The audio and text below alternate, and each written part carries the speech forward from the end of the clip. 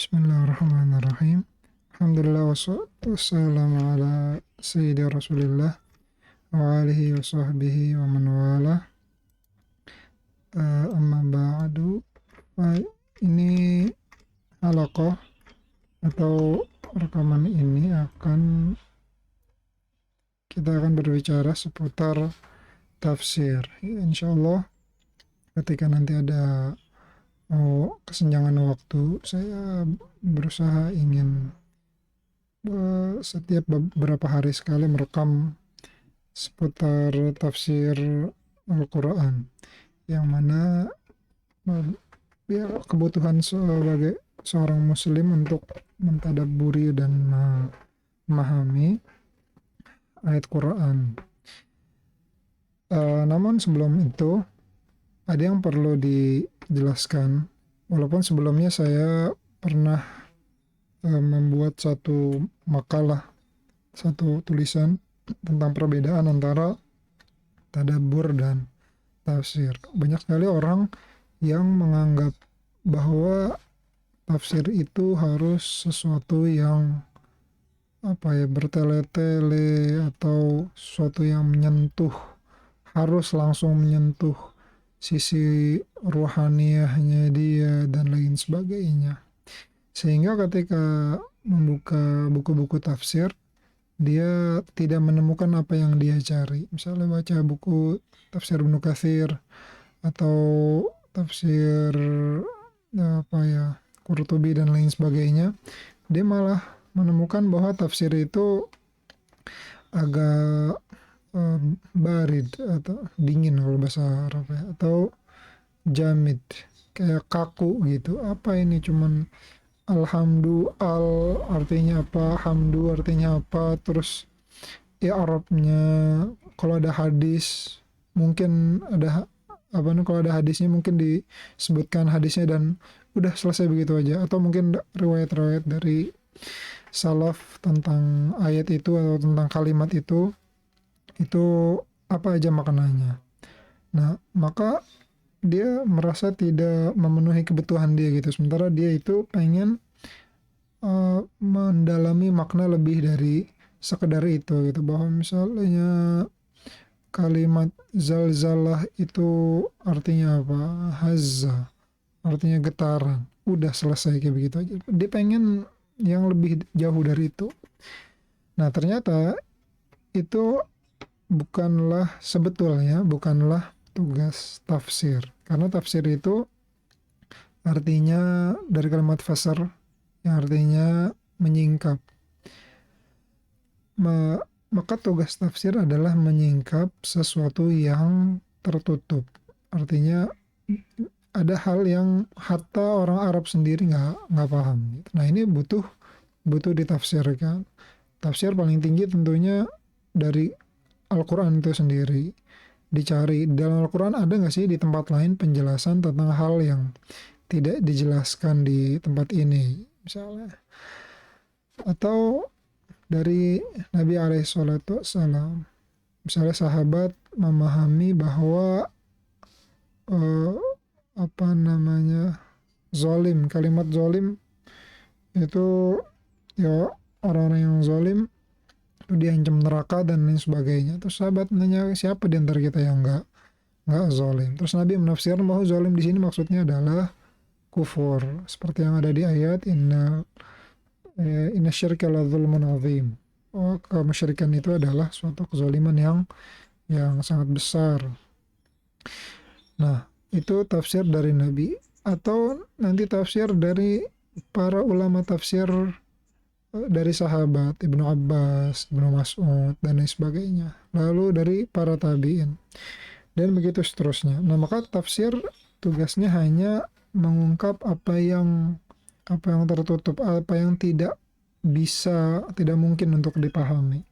Lebih dari itu, menyelami makna-maknanya, kalau bahasa anak zaman sekarang, relate ya. Ini relate apa enggak nih sama kehidupan kita, berkaitan apa enggak dengan kehidupan kita. Itu tugas dari bukan tafsir, tapi ada sesuatu yang namanya tadabbur Al-Quran. Nah, ini tadabbur Al-Quran ini, itulah tugas setiap orang muslim untuk berpikir, untuk mendalami, untuk mengambil pelajaran dan mau'idhah, pelajaran dan hikmah-hikmah yang ada dalam Al-Quran ini. Lalu dia mengamalkannya di kehidupan sehari-hari, baik berkaitan dengan akhlak, dengan akidah, ataupun mungkin berkaitan dengan hukum.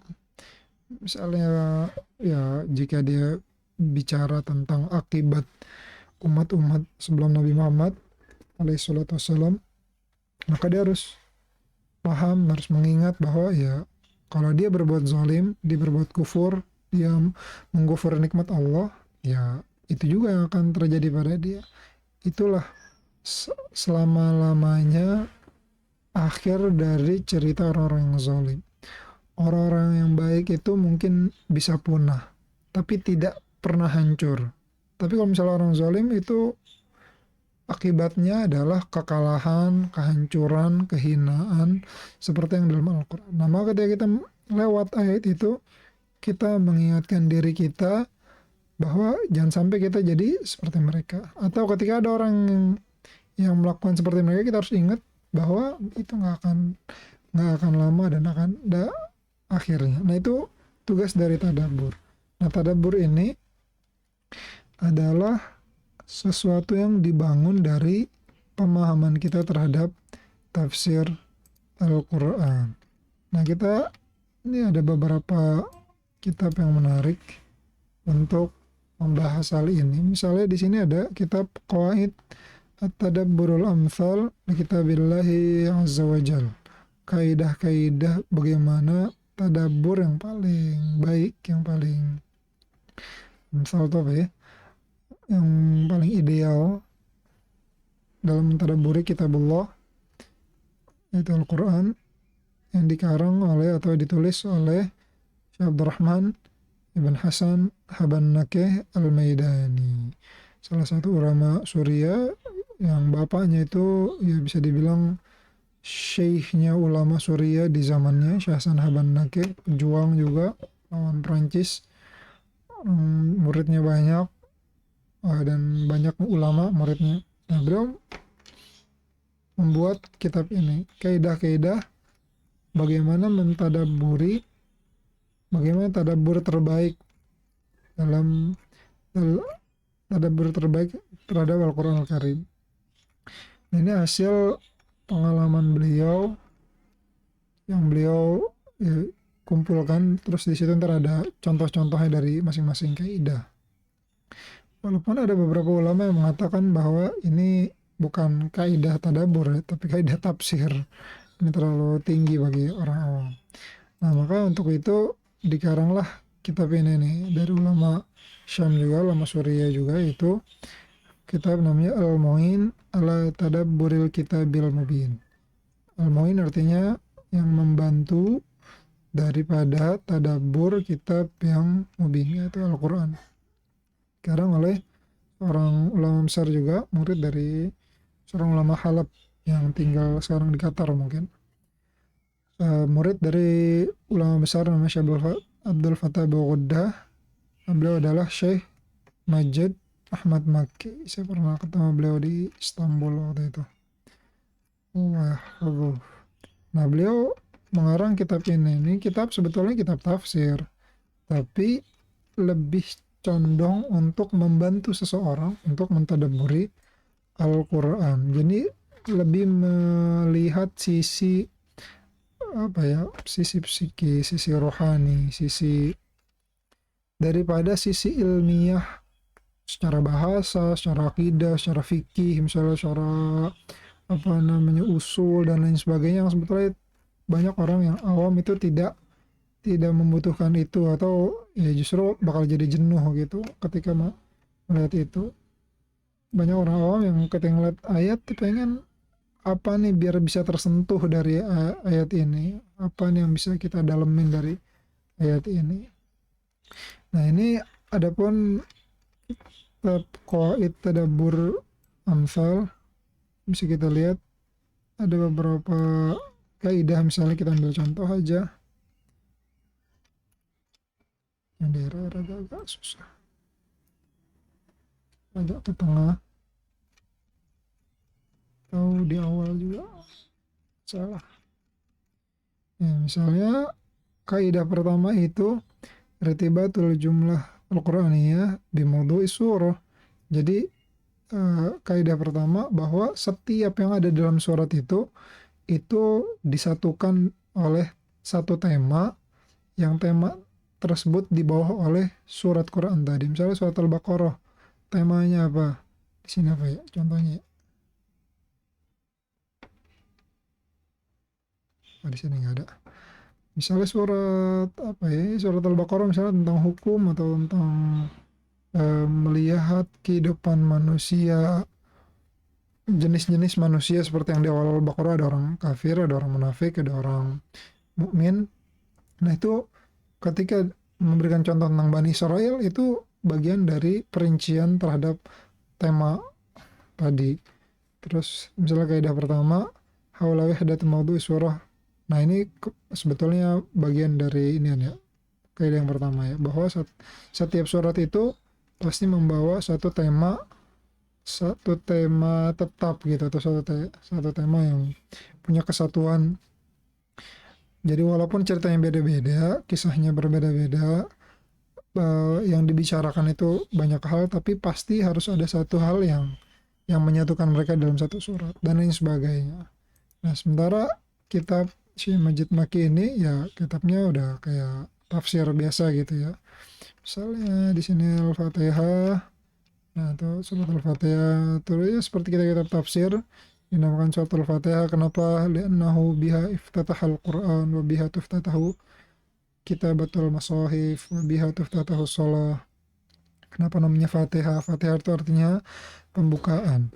Kenapa dinamakan pembukaan? Karena ya dengannya dibuka Al-Quran, terus penulisan mushaf juga dimulai dari Al-Fatihah, sholat juga dimulai, rukun pertama setelah takbir itu adalah Al-Fatihah. Nah, itu misalnya Bismillahi Aqra. Nah, dia nggak bertele-tele langsung bilang Bismillahi Aqra. Sebetulnya di sini ada pembahasan secara nahu gitu. Jadi Bismillah ini kan jar dan majrur, dan jar majrur ini tidak bisa berdiri sendiri tanpa muta'allaq namanya. Nah, maka para mufasir nanti yang apa ya, yang membahas masalah nahunya nanti di sini dibahas beberapa pendapat, misalnya ini apakah masdar, apakah fiil, kata kerja, ataukah yang lain. Kalau misalnya fiilnya apa, apakah fiilnya umum, apa fiilnya khusus, apakah di depan atau di belakang, kenapa di depan, kenapa di belakang, dan lain sebagainya. Nah, ini itu semua tidak tercantum atau tidak dipentingkan di tafsir ini, melainkan lebih ke apa yang bisa didalami dari ayat ini. Langsung aja beliau mengatakan Bismillah Aqra. Terus bahas Allah ismun alamun dala ala dzatillah ta'ala al-ilahul ma'bud bihaq dan lain sebagainya. Dan ini sebetulnya adalah ringkasan dari berbagai tafsir yang beliau memilih apa ya, poin-poin yang bisa membantu untuk tadabbur Al-Quran. Satu kitab lagi ada namanya Sofatu At-Tafasir. Ini tuh dari judulnya Tafsir Al-Quran Al-Karim Jami'un Bainal Ma'thur wal Ma'qul Mustamidun min awthaqi kutub at-tafasir. Tuh disebutnya Tabari wal Kasyaf wal Qurtubi wal Alusi wa Ibn Kathir wal Bahr al-Muhit wa ghairiha bi uslubin muyassarin wa tanzimin hadith wal inayati bil wahdatil bayaniyati wal lughawiyah. Ini tafsir yang menggabungkan antara tafsir dengan metode ma'thur dan ma'qul. Apa itu ma'thur, apa itu ma'qul, atau apa itu ma'thur? Bain apa istilah lainnya? Dirayah dan riwayah misalnya. Antara tafsir yang menggunakan riwayat, baik riwayat dari Nabi, riwayat dari para sahabat, riwayat daripada mufasir salaf, dan makul, sesuatu yang hasil dari pemikiran mujtahid, pemikiran ahli ahli-ahli ilmu sesuai dengan bidangnya. Misalnya ahli balaghah, ahli nahwu, ahli usul, ahli fikih. Itu juga terkadang punya pandangan atau punya pendapat tentang satu tafsir. Nah, tafsir ini adalah gabungan atau ringkasan dari berbagai tafsir ini. Kenapa saya menyebutkan tiga ini? Tiga kitab ini akan insya Allah jadi satu rujukan utama lah ya dalam kita mencoba mengkaji dan mendalami Al-Quran Al-Karim. Sebelumnya ini sangat top saya mana lowbat ya, karena baterainya sudah lowbat kita cukupkan saja. Yang insya Allah nantinya akan ada halaqah tentang tafsir atau tentang bukan tafsir ya, lebih ke tadabbur Al-Quran. Ya mungkin harian atau mungkin nggak harian juga, tapi insya Allah akan berkala. Saja kita tutup dengan kepada Tuhan subhanahu wa ta'ala.